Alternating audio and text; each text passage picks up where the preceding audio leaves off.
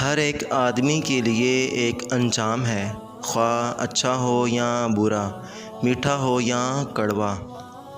صبر دو طرح کا ہوتا ہے، ناپسندیدہ بات پر صبر اور دوسرے پسندیدہ چیز پر صبر کرنا یعنی ضبط کرنا۔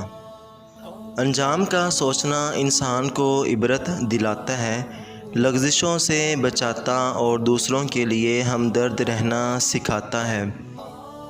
جو شخص کوئی کام کرنے سے پہلے انجام کا سوچ لیتا ہے، اس کو اس کام کے تمام پہلو اور نشیب و فراز معلوم ہو جاتے ہیں۔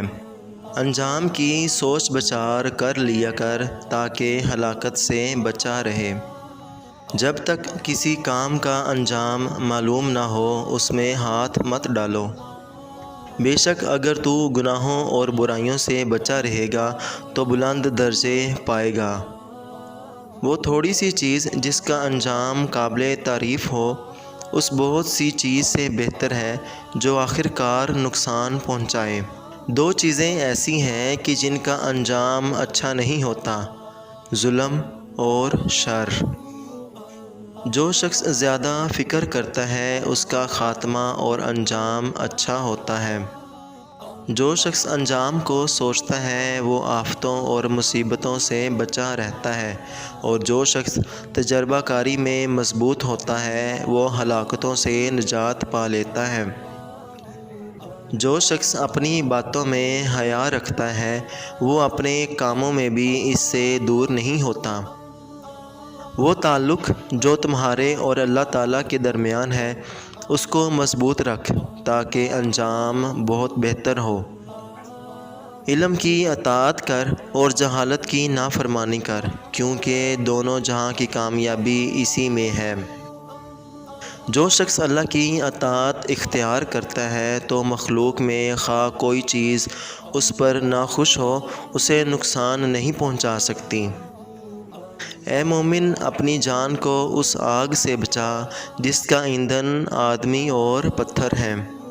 اطاعت کے سوا کوئی عزت نہیں اور قناعت کے سوا کوئی دولت نہیں۔ اطاعت تنگ دست کی عزت اور سچائی مالدار کا خزانہ ہے۔ بے شک سب سے زیادہ ثواب ملنے والی نیکی احسان اور بلا شبہ تمام کاموں میں نیک انجام والا کام صبر ہے۔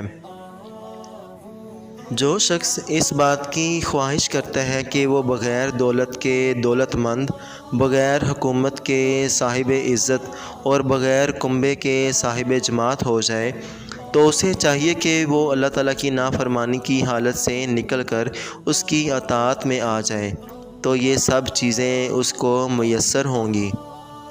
جو اللہ تعالیٰ کی اطاعت اختیار کرتا ہے وہ کبھی تکلیف نہیں اٹھاتا، اور جو اپنے عیب معلوم کر لیتا ہے وہ کسی کو عیب نہیں لگاتا۔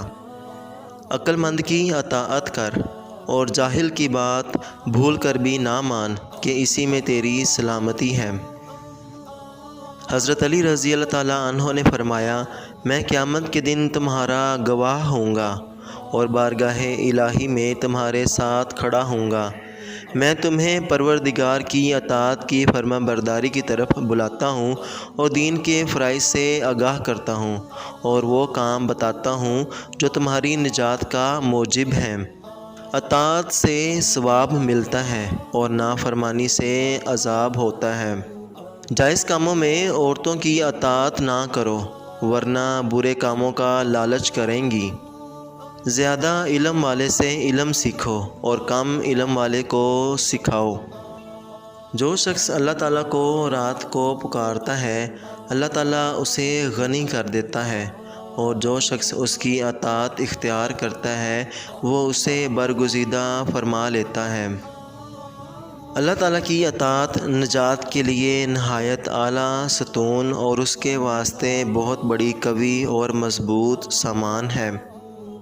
اطاعت سے جنت متقین کے نزدیک ہوتی ہے اور معصیت سے دوزخ گمراہوں کے لیے تیار کی جاتی ہے۔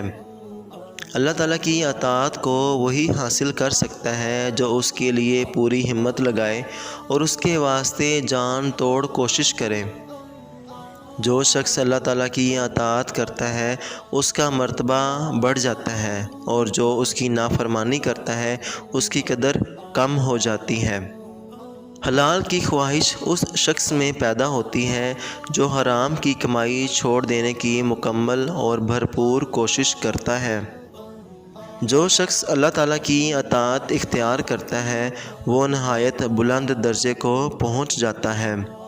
بلا شبہ اگر تم نے اپنے نفس کی اطاعت کی تو وہ تم کو نہایت بری جگہ کی طرف کھینچے گا۔ جس نے اپنے رب کی اطاعت کی اور اپنے گناہوں سے ڈرا وہ سیدھی راہ پر آ گیا۔